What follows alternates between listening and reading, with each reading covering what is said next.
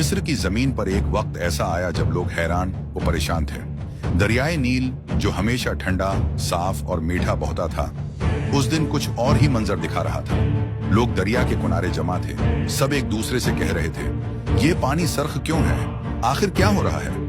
एक बूढ़ा शख्स बर्तन लेकर आगे बढ़ा। उसने दुनिया से पानी भरा, लेकिन जैसे ही बर्तन उठाया पानी खून में बदल गया।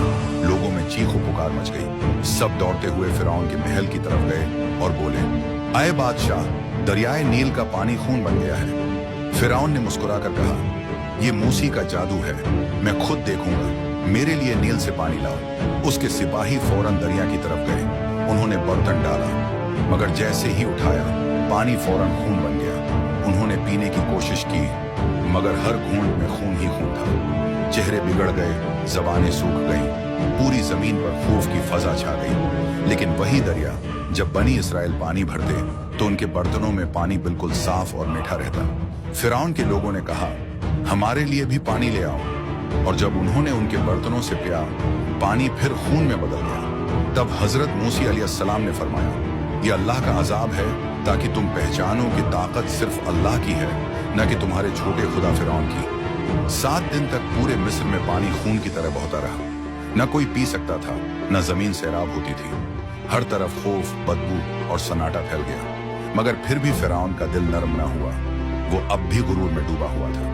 वो समझ न सका कि अल्लाह के हुक्म के आगे जब दरियाए नील का पानी खून बन गया, 7 दिन तक मिस्र की जमीन खौफ से लरसती रही। पानी की हर बूंद खून बन चुकी थी। लोग प्यास से तड़पते रहे और फिरौन के महल में भी बदबू और खौफ छाया रहा। मगर जब अजाब खत्म हुआ, फिरौन ने अपने वजीरों से कहा, मैंने मूसी को शिकस्त दे दी, देखो सब ठीक हो गया। लेकिन वो नहीं जानता था कि अल्लाह का अगला हुक्म नाजिल हो चुका है। चंद दिन गुजरे और एक रात मिस्र की फजाओं में अजीब सी आवाजें गूंजने लगीं। पहले पहल तो लोगों ने समझा कि शायद कोई जानवर है, मगर सुबह हुई तो हर तरफ मेंढक ही मेंढक थे। घरों में, बर्तनों में, खाने में, यहाँ तक कि फिरौन के महल और तख्त पर भी मेंढक छा गए। लोग सूते तो मेंढक उनके चेहरों पर चढ़ जाते, खाते तो बर्तन में छलांग लगा देते। सिपाही भागते, चीखते, औरतें अपने बच्चों को बचाने लगी। शहर की गलियां मेंढकों से भरी पड़ी थी और हर तरफ से शूर, बदबू और खौफ की कैफियत थी। आखिरकार फिरौन बर्दाश्त न कर सका। वो चीख उठा, मूसी को बुलाओ, फौरन बुलाओ। हजरत मूसा अलैहिस्सलाम आए। फिरौन ने आजिज़ी का इजहार करते हुए कहा, आए मूसी, अपने रब से दुआ करो, ये मेंढक हटा दे, मैं तुम्हें और तुम्हारे रब को मान लूंगा। हजरत मूसी ने दुआ की। अल्लाह ने अपनी रहमत से अजाब हटा दिया। कुछ दिनों में मेंढक खत्म हो गए और मिस्र में फिर सुकून छा गया। मगर जैसे ही अजाब टला, फिरौन ने हंसते हुए कहा, देखा, ये सब जादू था, मैं किसी खुदा को नहीं मानता। वजीर हंसने लगे। महल में फिर वही गुरूर की बातें होने लगी। लेकिन मूसा अलैहिस्सलाम खामोश रहे, क्योंकि वो जानते थे कि अल्लाह का फैसला हो चुका है। तब आसमान से आवाज आई, ये कौम ईमान नहीं लाएगी। उन पर एक के बाद एक निशानी जाहिर होगी, ताकि दुनिया जाने कि मैं रब हूं और जालिम कभी कामयाब नहीं होते। पूरी जमीन पर खौफ, बदबू और अंधेरा। लोग थक चुके थे, मगर फिरौन अब भी गुरूर में डूबा हुआ था। उसके चेहरे पर तकबर की मुस्कुराहट। लेकिन आसमान पर एक नई आफत तैयार हो रही थी, क्योंकि ये कहानी अभी खत्म नहीं हुई थी। जब दरियाए नील का खून साफ हो गया, लोगों ने सोचा कि शायद अजाब खत्म हो गया। बाजारों में फिर से रौनक आने लगी और फिरौन ने गुरूर से कहा, देखा, मूसा का जादू खत्म हो गया, मैं ही इस सरजमीन का खुदा हूं। लेकिन चंद ही दिन गुजरे थे कि फजा में एक भनभनाहट सुनाई देने लगी। पहले तो लोगों ने समझा कि शायद कोई आम मक्खी है, मगर जैसे जैसे दिन चढ़ा, मिस्र का आसमान अंधेरा होने लगा। लाखों नहीं, करोड़ों मक्खियां, हर तरफ शौर, खौफ और नफरत की बू।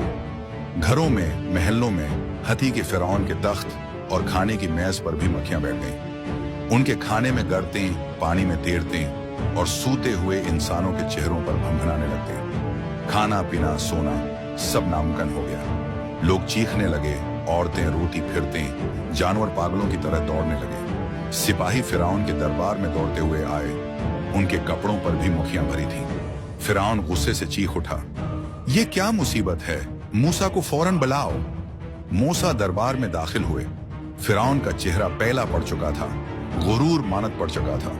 उसने हाथ जोड़कर कहा, अय मौसा, अपने रब से कहो ये मक्खियों का अजाब खत्म कर दे, मैं कसम खाता हूँ इस बार तुम्हें जाने दूंगा। मौसा ने खामोशी से आसमान की तरफ निगाह उठाई और दुआ की, ए मेरे रब, तू अपनी रहमत फरमा, ये तेरे बंदे कमजोर हैं। चंद दिन बाद अजाब खत्म हो गया, मक्खियां गायब हो गईं और मिस्र में फिर सुकून छा गया।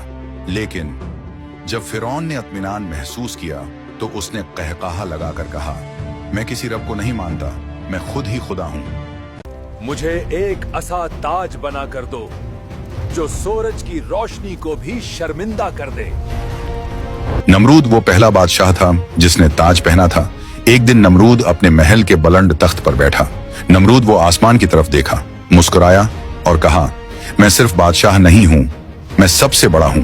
जमीन पर मेरी हुकूमत है, आसमान पर रोशनी भी मेरी होनी चाहिए। फिर उसने अपने कारीगरों को हुक्म दिया, मेरे लिए एक ऐसा ताज बनाओ जो सूरज की तरह चमके, ताकि जब लोग मुझे देखें तो सर झुका दें। कारीगर दिन रात मेहनत करते रहे, सोना पिघलाया गया, जवाहरात जोड़े गए और एक ताज बना जो दिन की रोशनी को भी शर्मा दे। आखिर वो लम्हा आया जब चमकता हुआ सुनहरी ताज नमरूद के सामने पेश किया गया। वो उठा, आहिस्ता से ताज को अपने दोनों हाथों में थामा और फख्र से अपने सर पर रख दिया।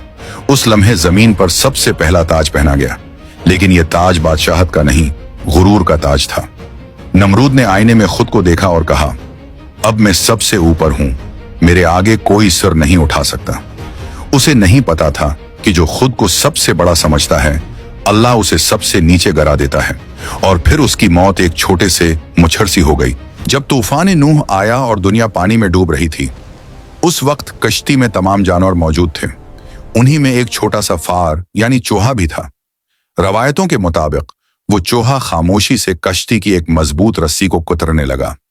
इब्तदा में किसी ने उसकी हरकत को महसूस नहीं किया, मगर जैसे जैसे रस्सी कमजोर होने लगी, कश्ती के डूबने का खौफ पैदा हो गया। नूह अलैहिस्सलाम ने रब से दुआ की कि इस आफत को दूर फरमाए। तब बयान किया जाता है कि कश्ती में मौजूद शेर ने एक जोरदार छींक मारी और अल्लाह ताली ने उसी छींक से बली को पैदा कर दिया, एक ऐसी मखलूक जो फितरी तौर पर चूहे की दुश्मन है। उस दिन से उन अवामी कहानियों में बली और चूहे की दुश्मनी की इब्तिदा समझी जाती है और कहानियों में बली चूहे के नुकसान को रोकती रही। ऐसी ही एक और मशहूर कहानी भी बयान की जाती है।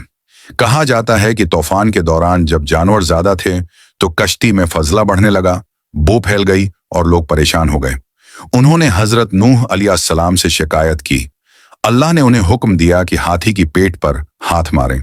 जैसे ही उन्होंने ऐसा किया, हाथी के पीछे से खंजीर पैदा हुआ, जिसका काम गंदगी खाना और कश्ती को साफ रखना था। इस तरह कश्ती के अंदर की फजा बेहतर होती गई।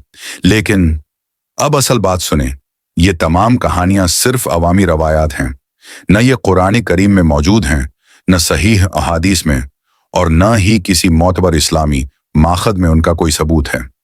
अहले इल्म वाज़ेह तौर पर कहते हैं कि ये किस्से हकीकत पर मबनी नहीं, बल्कि बस जबानों से जबानों तक चलने वाली हकायात हैं।